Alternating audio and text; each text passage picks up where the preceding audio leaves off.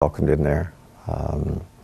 I got my first job the same time, so I became a full-time teacher, and that kept me busy. And yeah, it was really an interesting mix of a year, so it's good. Well, I think for many small points, culture often takes over. But for the bigger points, the main teachings of the Quran, the Prophet, peace be upon him, and al-Bayt, peace be upon them, is those teachings are very strongly presented through the imams. We've had a system here where we have many visiting speakers come through here, and the message is consistent and strong. The things that are cultural generally revolve around food and conversation and people getting together and things like that, and it doesn't interfere or contradict the message of Islam in any way that I've ever felt significant at all. The stories of the family of the Prophet, peace be upon them, came to me kind of slowly, I guess, after the introduction through the Sheikh Kasmali and the Sunni brothers, and I think that there's a real difference in coming to it from the outside, rather being born to it. I think a lot of the people here have thoughts of the al-Bayt as close as an aunt or an uncle, part of their family, truly part of their family. And I think I have yet to achieve that closeness. Some of the stories strike a real resonance with me, like Abbas at Karbala. Very, very strong, very affecting. Being a working man, I can sort of relate to Abbas a little bit. I don't have the strength of a very strong man, but I really enjoy the play and feel of my muscles when I'm working. That action that Abbas was renowned for on the battlefield. And then the day in Karbala, he sort of renounces that and goes out to fetch water, a mundane task, not a warrior's task. And that's how he meets his fate, that's how he dies doing this. He sort of surrenders to Allah all his muscles. He puts them aside and he just goes to get water. It struck me very strongly. The other thing about Karbala is the Imam Hussein, peace be upon him, knew from near birth, I suppose, as soon as he could speak intelligently to his grandfather, and peace be upon him, he knew that what he was fated for. And he never deviated from that. Just throughout his life, moving towards Karbala. And not, taking any other road. I mean, there must have been times in his life when he could have easily avoided Karbala.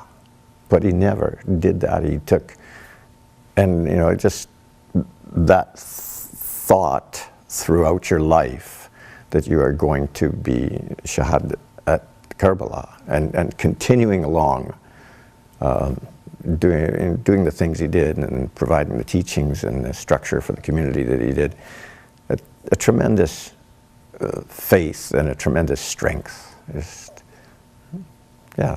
Any one of the people at Karbala you can take and make an example of, but there's some people like Imam who lived with it all his life, so that's very, very impressive, very affecting, very heroic. I don't know how you put it in terms of English words are so futile so many times. Damascus struck me quite strongly. When I was on Hajj, one of the things that struck me was the country there. I've spent a lot of my time outdoors and in our lush British Columbia, and to see the barrenness of the land, the sun-baked rocks on which not even lichen grew. I went and I looked to try and find some life on some of those places, and it's just not there. It's a forbidding environment for anything to grow in, yet alone bring forth this faith and flower out from there to the rest of the world. It must have been really a hardship to live an average day back then, just to find water and to find food and carry on with your ordinary activities. Must have been a lot harder than what we experience now. And so I constantly had thoughts reverting back to the time of the Prophet, peace be upon him. Lady Zainab, yeah, in Damascus. But on the actual Hajj journey, the walking and the trekking, it's just the land. But in Damascus, the thing that really affected me was the continuity of the worshippers, the people that have come there since her passing, and the dedication of the artisans and the people to build the beauty into that place. It's really beautiful, and it's really, the work is really detailed. It's just, you can see people have given up long sections of their life to contribute the art, the tiles into that mosque. It's great. I don't know that you can go to that shrine without tears, So it's emotional, but being the son of a very British man, you don't want to show too many emotions, you have to, you can't avoid sort of trying to put yourself in the place at the time and think about the cruelty that exists in the world. And, sort of, I guess you resolve in some degree to try and rectify that, or try and nullify it wherever you can go in the rest of your life. Ramadan was fairly easy when I joined in November, or became a Muslim in November, because the Ramadan period was very short. It didn't enter my consciousness that it would get longer and longer. This last Ramadan was my 15th, and it was very long. But very fortunately, I've never been one to needed food every 5 hours or anything like that. So going without food is not a real hardship. It's going without the drink and still without the water and carrying on throughout the day that is a little bit hard. I really like the concept of going through your day as if you haven't the ability to get food or water. It's not so much denying yourself, it's putting yourself in the place of somebody who doesn't have easy access to food or water throughout the day. And it certainly makes me think, anyway, of on this planet, how we can change that. Karbala is, I suppose, full of many lessons, but I think just self-sacrifice, putting yourself second or third in your life. And it's so easy for us to try and put ourselves first and be a little bit selfish. And I've been really, astounded at the selflessness of the people at the mosque here, the people I've met through Islam and through the connections here. It's simple things, but my mother-in-law asks me 5 or 6 times if I've had enough food, right? Whereas in my Christian background, it would be once. And if you didn't reach for it, it went somewhere else. So she never ever puts herself first, right? She's always working for somebody else or for the family or something. And, so is my wife and my father-in-law. They're always very unselfish, and it's really refreshing or very good to see, because I think in outside of the society, in the more cosmopolitan society, people really do tend to put themselves first much more frequently. As people that don't have the guidance or the I don't know, the subtle teachings around them to keep them thinking that there is other things that come first, you know. So it's really good that way. As far as putting the information about Islam out into the community, I think in general we're starting to do a good job. I think we have to do more. I think we have to stop thinking of ourselves as the only pathway to Allah. I think we need to start thinking that we are one of the pathways to Allah, and making that pathway available to the general public in many, many ways.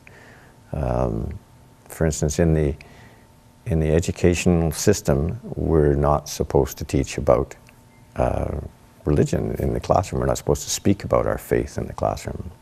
Being a teacher, I find that unsettling. I think that our society needs faith, it needs direction, and all of the major religions that I know about, their goal is to create a peaceful society where everybody has equal opportunities and has the ability to worship or not worship as they please.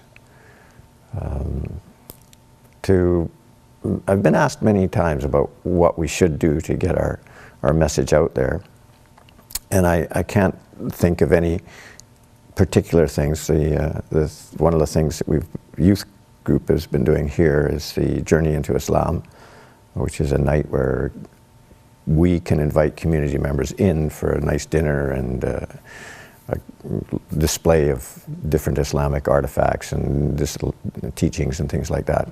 And just an informative night. I think we have to be very careful not to try and convert people, but just to inform them and lay it out there. I think we should all sort of start writing letters to the editors about all sorts of different little things that go along with a peaceful existence, peaceful coexistence.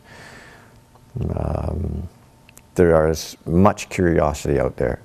I hear the term Islamophobia a lot, and I don't meet up with Islamophobia. I meet up with curiosity about Islam and lack of knowledge. It's not a fear other than the fear of the unknown. And I think if you had Islamophobia, a fear of it, I think in many cases that's incorrect. I think it's just ignorance.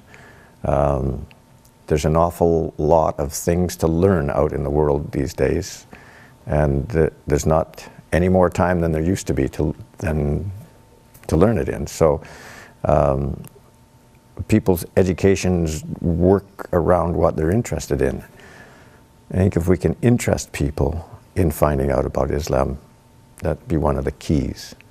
Give them something to find out more, a reason to find out more, rather than just general education, something that strikes a chord within them and that they will then be more interested in following it up.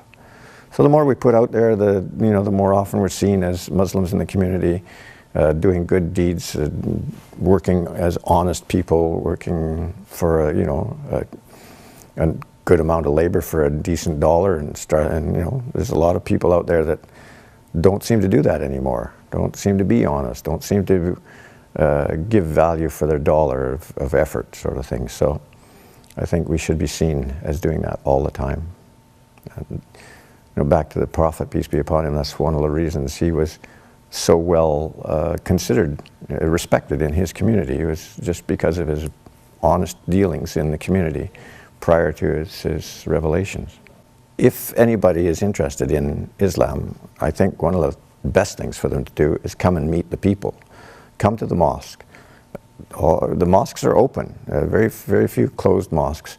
And you can just sit down and talk to anybody there, at least in my experience.